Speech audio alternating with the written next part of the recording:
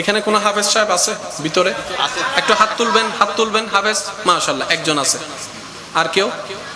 আর কেউ? আচ্ছা আপনি হাফেজ সাহেব? আচ্ছা না আপনি হাফেজ সাহেব। ভাই একটু হাতটা তুলবেন। আপনার নামটা? না বসেন বসেন বসেন। আপনার নাম? জি সাইদুল আলম হামিম। আপনি কত বছরে কোরআন হেফজ করেছেন? কয় বছর লেগেছে মুখস্থ করতে? কয় বছর? কয় বছর? জোরে বলেন না কয় বছর?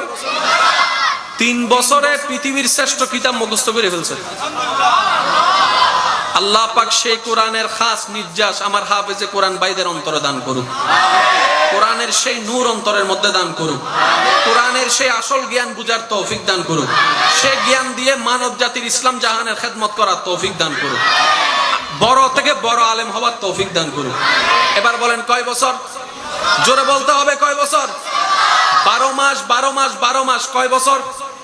3টা বছরে আমার ভাই কোরআনে হাফেজ হয়েছেন। উনাকে কেন ধরলাম? কারণ উনি সামনে আছেন, আপনাদের বুঝতে সহজ হবে।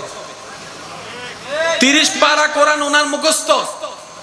এখন যদি আমার ভাইকে কেউ একজনে প্রশ্ন করে, যেটা ইন্টারভিউর মধ্যে হয়, এই 24 পারা 3 নম্বর পৃষ্ঠা থেকে বলো, একটু চিন্তা করে হাফেজ কোরআন পড়া শুরু করে দেয়। সুবহানাল্লাহ।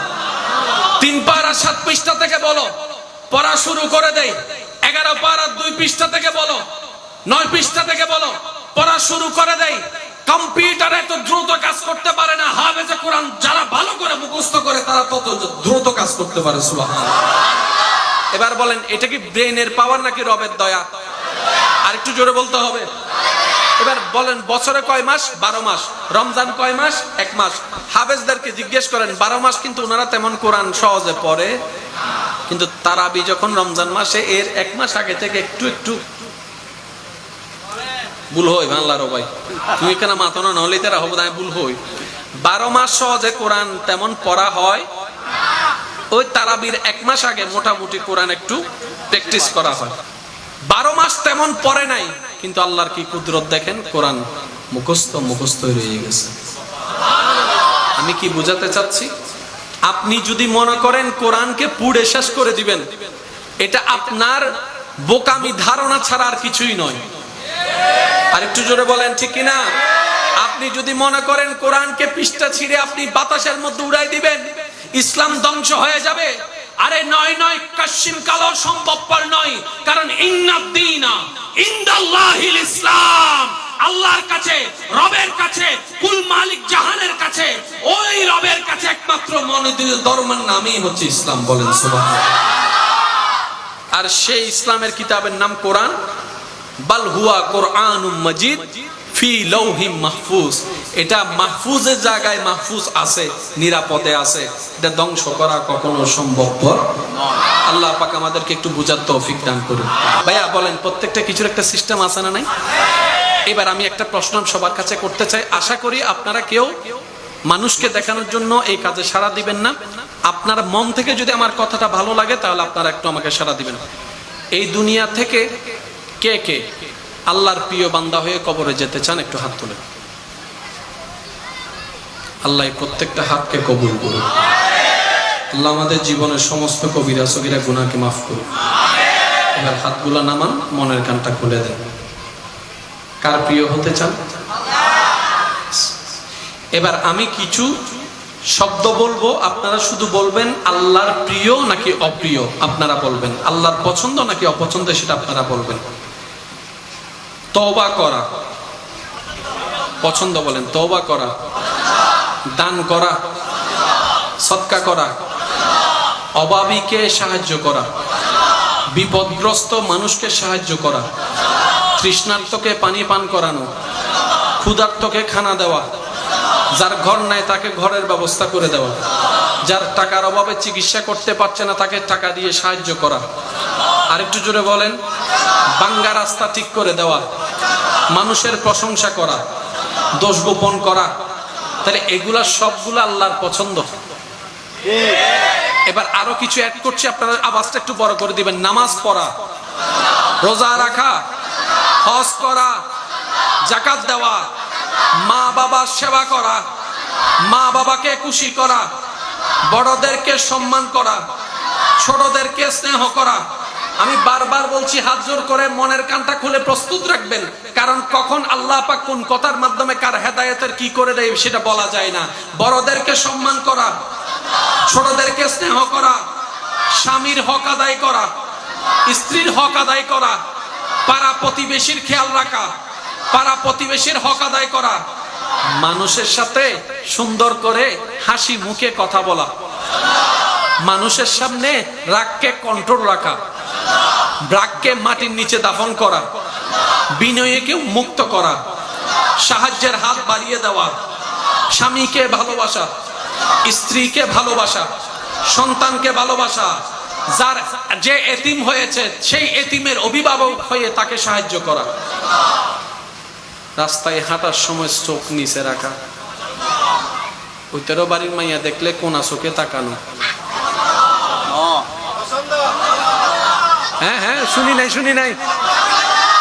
আবিয়াতা বিবাহিত নয়, মোহরম এরকম যারা আছে তাদেরকে দেখা, মানুষের নামে বদনাম করা, চাঁদ দোকানে বসে বসে 3-4 কাপ চা খাইয়া ওর নামে বদনাম করা, কারো জন্য কারো বিয়ের জন্য খবর নিতে আসলে বউনি দেওয়া।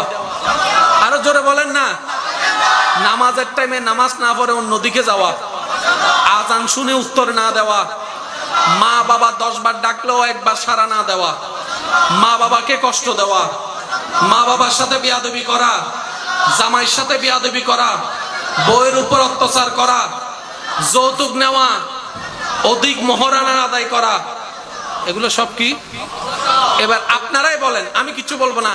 আমাদের ভিতর কি আল্লাহর পছন্দের গুণ বেশি না অপছন্দের গুণ বেশি? আমি শুনি নাই, সবাই মিলে বলেন। আমি কিন্তু কাউকে চাপাই দিই নাই, আমি শুধু আপনাদের সামনে রেখেছি। এবার আপনারা বলেন, আল্লাহর পছন্দের গুণ বেশি নাকি অপছন্দের? আমাদের ভিতরে আল্লাহর অপছন্দের গুণ বেশি। এবার অপছন্দের গুণ দিয়ে কি আল্লাহর প্রিয় হওয়া যাবে? সেজন্য আমাদেরকে কি করতে হবে? 2টা রাস্তা আছে, একটু খেয়াল করবেন প্লিজ।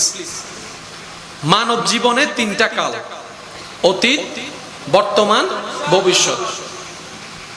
গত বৃহস্পতিবার ঈদের দিন অতীতকাল, আজকে শুক্রবার বর্তমান কাল, আগামীকাল শনিবার, সবাই মিলে বললাম একটু খুশি হবো, আগামীকাল শনিবার। তাহলে আমাদের কাল কয়টা? একটা অতীত, একটা বর্তমান, একটা ভবিষ্যৎ। এবার বলেন, আপনি আমি চাইলে অতীতে ফিরতে পারবো? আল্লাহ তাআলা এটা জানে যে বান্দা অতীতে ফিরতে পারবে না, গুনাহ করলো, ভুল বুঝতে পারলো, অতীতে ফিরতে পারবে না।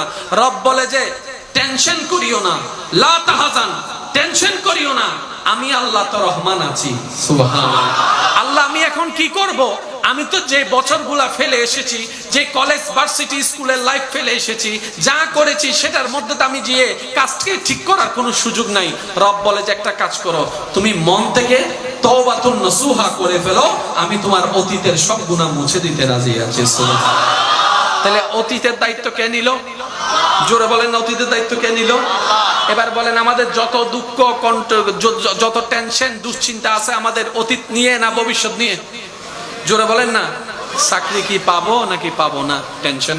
পরীক্ষায় পাস করব নাকি করব না? টেনশন। বিদেশ যাইতে পারবো কি পারবো না? টেনশন। কোন কাল নিয়ে? আমি বললাম আমি খুশি অবশ্য। কোন কাল নিয়ে? একটা হচ্ছে অতীত, একটা বর্তমান, একটা ভবিষ্যৎ। গুনাহ কোন কালে? জোরে বলেন, গুনাহ কোন কালে? আমাদের ফিরে যাওয়ার কোনো সুযোগ, কিন্তু মুছে দেওয়ার ক্ষমতা আল্লাহর। আল্লাহ বলে যে তওবা কর, অতীত মুছে দিব, অতীতের গুনাহ মুছে দিব। এবার বর্তমানে আমরা আছি, বর্তমান। আগামীকাল, ভাই বলেন আগামীকাল। যে ভবিষ্যৎ নিয়ে আমাদের টেনশন বেশি সবার। চাকরি হবে কি হবে না, পরীক্ষায় পাস করব নাকি করব না, যাইতে পারবো নাকি পারবো না, পাবো কি পাবো না, কোন কাল? জোরে বলতে হবে, কোন কাল? এই ভবিষ্যৎকালের কোনো ওষুধ কোনো জায়গায় নাই। ইসলাম ধর্মে সেটারও ওষুধ আছে। বিভিন্ন রোগের ওষুধ আছে, টেনশনের কোনো ওষুধ নাই। ইসলামে সেই রোগের ওষুধ আছে। সুবহানাল্লাহ, জোরে বলা যাবে?